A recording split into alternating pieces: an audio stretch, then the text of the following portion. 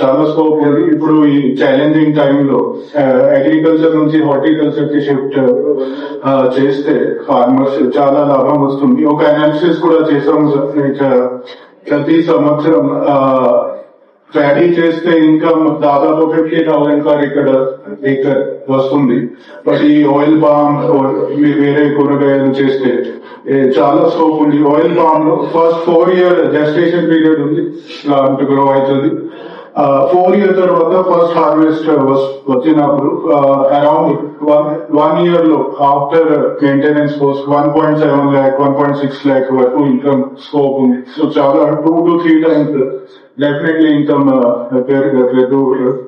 Increase చేయొచ్చు. దాంతో పాటు ఫస్ట్ 4 years లో కూడా ఇంటర్ క్రాపింగ్ చేసి గవర్నమెంట్ సబ్సిడీస్ కూడా ఉన్నాయి, డ్రిప్ ఇరిగేషన్ చేసి అన్ని, అప్పుడు కూడా income will be more than credit. So ఈ ప్లాట్ఫామ్ తో అనేది ఏమిటి, దీనికి కారణం ఏమిటి అన్ని చాలా క్లియర్ గా ప్రెజెంటేషన్ అండ్ ఒక చిన్న 2 వీడియోస్ తో పాటు మీకు చెప్పడం జరిగింది. దీంట్లో మొట్టమొదటగా వ్యవసాయ శాఖలో క్రాప్ డైవర్సిఫికేషన్ గురించి ఏదో చెప్పారు. అది ఆల్రెడీ చాలా ప్రోగ్రెసివ్ ఫార్మర్స్ మీతో కూడా వాళ్ళ ఎక్స్పీరియన్సెస్ పంచిపెట్టడం జరిగింది. సో ఈ క్రాప్ డైవర్సిఫికేషన్ గానీ ఇప్పుడు 72% క్రాప్ ఏరియా సోన్ అయింది కాబట్టి మిగిలింది ఏరియాలో ఎలాంటి క్రాప్స్, షార్ట్ టర్మ్ క్రాప్స్ నాటొచ్చు. ఇదే విధంగా ఈ ఏరియాస్ లో విత్తనాలు ఎక్కడ ఉన్నాయి, ఏ టెక్నాలజీ వాడాలి, ఇది అంతా వ్యవసాయ శాఖ వాళ్ళు మీకు చెప్తారు. ఖచ్చితంగా I request both the district collectors, మీరు అగ్రికల్చర్ ఎక్స్టెన్షన్ ఆఫీసర్స్ తో పాటు ప్రోగ్రెసివ్ ఫార్మర్స్ తో పాటు ఇది ఒక అవేర్నెస్ క్రియేట్ చేయగలిగితే ఖచ్చితంగా మా ఫుడ్ సెక్యూరిటీకి ఒక స్ట్రెంగ్త్ అవుతుంది. సిమిలర్లీ నాన్ ప్యాడీ క్రాప్స్ గురించి కూడా చాలా మంది ఫార్మర్స్ చెప్పడం జరిగింది. ఆర్గానిక్ ఫార్మింగ్ లేకపోతే ప్రాకృతిక్ ఫార్మింగ్ గురించి కూడా చెప్పడం జరిగింది.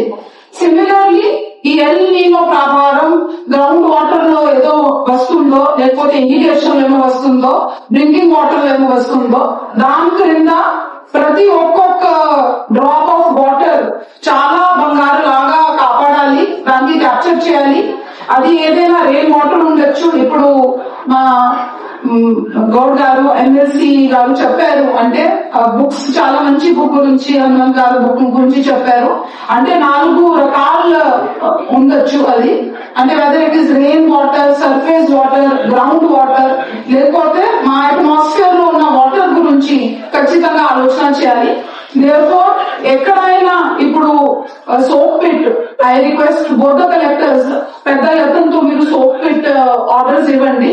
అండ్ సో దట్ ప్రతి ఒక్క సర్ఫేస్ వాటర్ కి మేము కాపాడతాం.